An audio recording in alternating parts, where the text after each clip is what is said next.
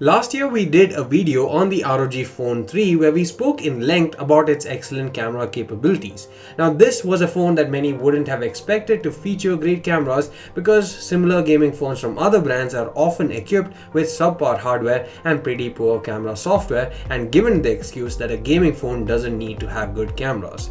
However, considering that you are essentially looking at a flagship phone with the highest specifications on everything, why does that have to stop with the cameras?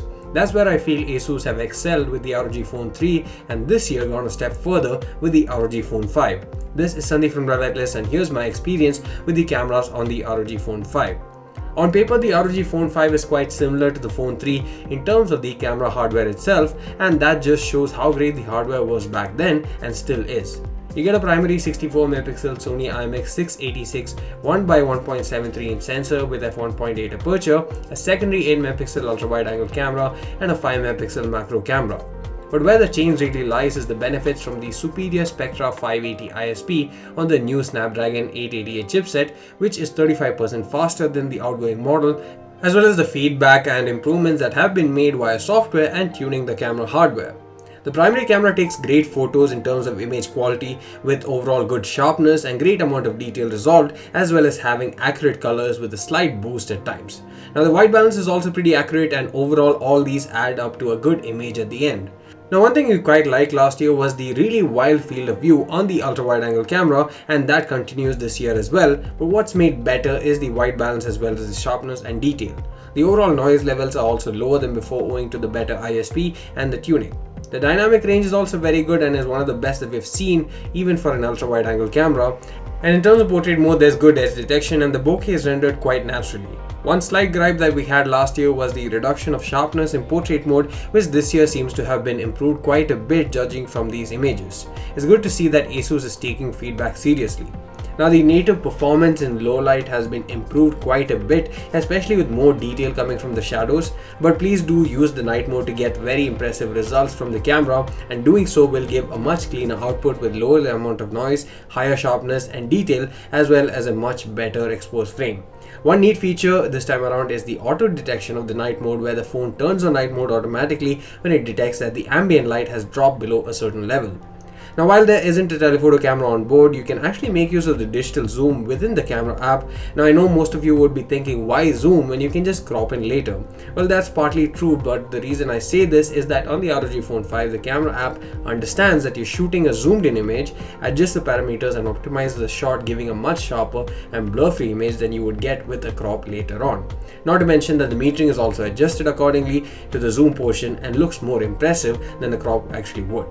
Now the front-facing camera remains the same 24MP f2 sensor, and last year the sharpness and dynamic range surprised me.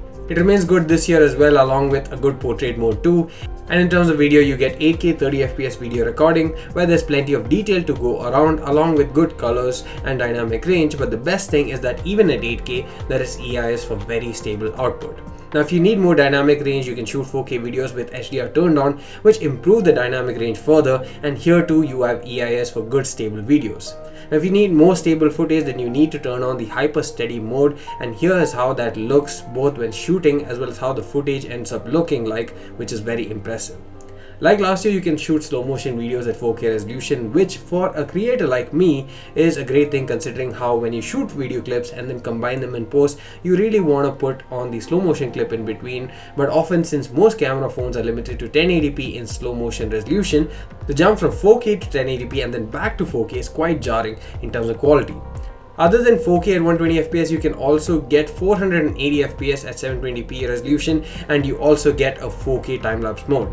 Another feature that I quite liked was the tracking autofocus, which works very well with videos. Now the shutter button too here is multi-function in nature, where you can just pull up to enable a custom timer up to a max of 10 seconds, and pulling the button right to take burst shots and pulling it left to start video recording, and this makes it quite easy to switch between the modes using just one hand and the thumb. And for those who want more control over their shots and impressively even on videos, the ROG Phone 5 even has a pro mode for both photos and videos, and the latter supports even up to 8K resolution. Now AI scene detection is also there, which lets you capture images across various subjects with relative ease thanks to neural processing on the fly to enhance the shot. In the settings for the video feature, you also see an option called audio effects, and what this does is reduce the amount of wind noise. Now it does this beautifully thanks to 4 microphones that the ROG Phone 5 has on board, and the directional audio in the videos recorded sounds incredibly accurate and differentiating between the left and right channels. Overall, the ROG Phone 5 from Asus continues the tradition of breaking free from the stereotype that people think is true. Not all gaming phones have bad cameras, and definitely not the ROG Phone 5. In fact, the ROG Phone 5 has great cameras that are in fact as good as any other flagship phone out there. In fact, in terms of features and tweaks that it provides through the camera UI, I feel it can even do better than most of them.